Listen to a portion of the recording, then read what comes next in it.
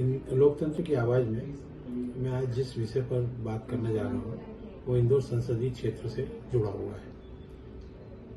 इंदौर संसदीय क्षेत्र में अगर किसी प्रतिनिधि के बारे में हम बात करें तो हमें हमारे समक्ष दो नाम आते हैं जिन्होंने इंदौर का नाम रोशन किया है, जिसमें प्रकाश चंद सेठी जी हैं जो 4 बार एज सांसद रहे और उन्होंने महत्वपूर्ण पदों पर अपनी भूमिका बेहतर ढंग से निभाई।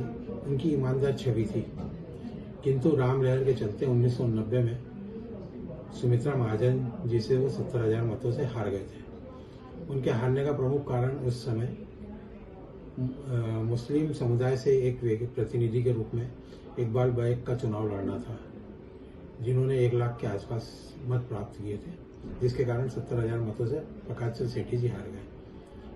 उस समय उल्लेखनीय था कि सुमित्रा महाजन जी किसी भी प्रकार का चुनाव पहले लड़ी थी तो पार्षद का चुनाव शायद लड़ी थी और हार गई थी।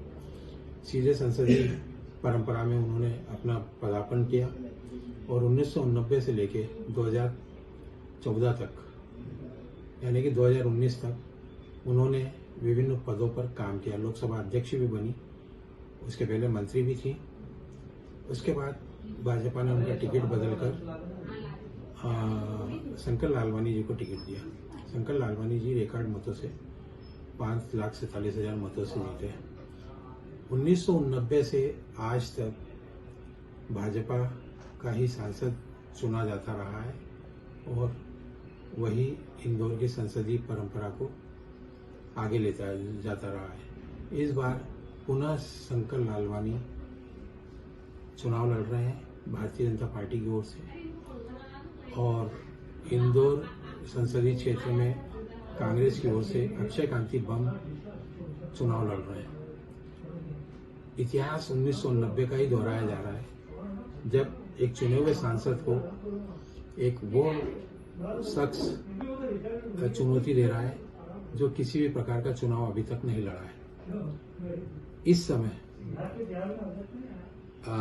अगर मैं इंदौर में चुनौती मानूं तो सत्ताधारी दल के लोग ये कह रहे हैं कि इस बार शंकर लालवानी 8 लाख मतों से ज़्यादा मतों से जीतकर रिकॉर्ड बनाएंगे।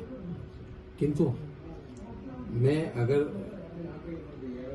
वर्तमान में आकलन करता हूँ एक नागरिक के नाते, एक मतदाता के नाते, तो मुझे 6,60,000 युवाओं की रोजगार की समस्या और 5 लाख राजपूतों की, 4 लाख ब्राह्मणों की और 3.5 लाख मुस्लिमों की भूमिका काफ़ी नज़र आती है। ये जिस ओर अपना रुख करेंगे वही यहाँ पर चुनौती देते हुए अगले संसद में अपनी भूमिका इंदौर से निभाएगा।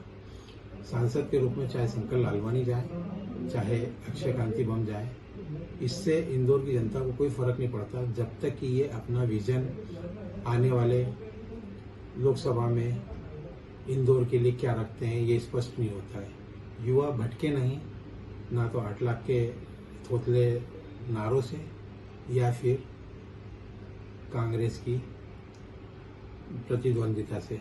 यहाँ सिर्फ उनको इन दोनों प्रतिनिधियों में उनको चुनना है जो युवाओं के हित में, महिलाओं के हित में और इंदौर शहर के विकास को लेकर अपना काम करे।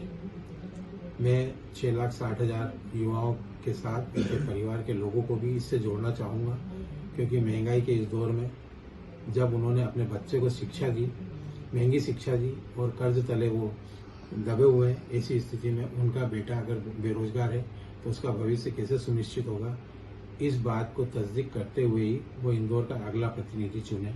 मेरी यही लोकतंत्र की आवाज़ के माध्यम से अपील है। जय हिंद।